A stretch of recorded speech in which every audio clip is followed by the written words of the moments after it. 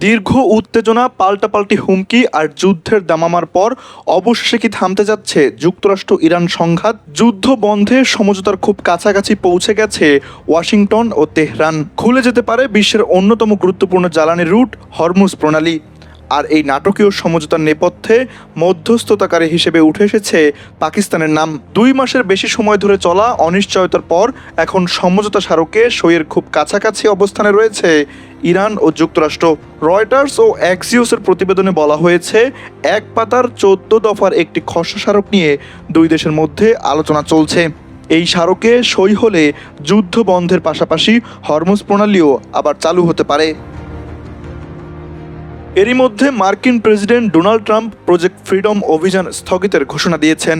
Truth সোশ্যালে তিনি দাবি করেন, আলোচনায় অগ্রগতি হওয়ায় আপাতত অভিযান বন্ধ রাখা হয়েছে। তবে ইরান চুক্তি না মানলে আরও বড় হামলার হুঁশিয়ারিও দিয়েছেন তিনি। ইরানের পররাষ্ট্র মন্ত্রণালয় জানিয়েছে, যুক্তরাষ্ট্রের প্রস্তাব তারা পর্যালোচনা করছে। যদিও তেহরানের ঘনিষ্ঠ সংবাদ মাধ্যম তাসনিম বলছে, খসড়ায় কিছু অগ্রহণযোগ্য বিষয় রয়েছে। তারপরও বিশ্লেষকদের মতে দুই দেশের মধ্যে যোগাযোগ আগের যে কোনো সময়ের চেয়ে বেশি সক্রিয়।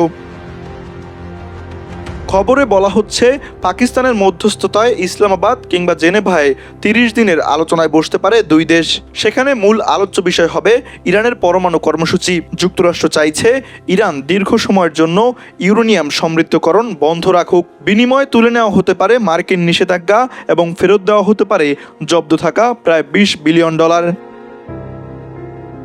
সমঝোতা অনুযায়ী হরমুজ প্রণালীতে জাহাজ চলাচলের বাধা তুলে নিতে পারে ইরান, আর যুক্তরাষ্ট্র সরিয়ে নিতে পারে ইরানের বন্দর অবরোধ। এতে বিশ্ববাজারে তেলের দামও কমতে পারে বলে আশা করছেন অর্থনীতিবিদরা। তবে যুদ্ধ থামার ইঙ্গিত মিললেও উত্তেজনা পুরোপুরি শেষ হয়নি। ইসরায়েল এখনও লেবাননে হামলা চালিয়ে যাচ্ছে। একই সঙ্গে ইরানের বিরুদ্ধে আবারও বড় অভিযান চালানোর প্রস্তুতির কথাও জানিয়েছে দেশটির সেনাবাহিনী। তাই এখন সবার প্রশ্ন, সত্যি কি শান্তির পথে হাঁটছে ওয়াশিংটন ও তেহরান, নাকি এটি শুধুই আরেকটি সাময়িক বিরতি?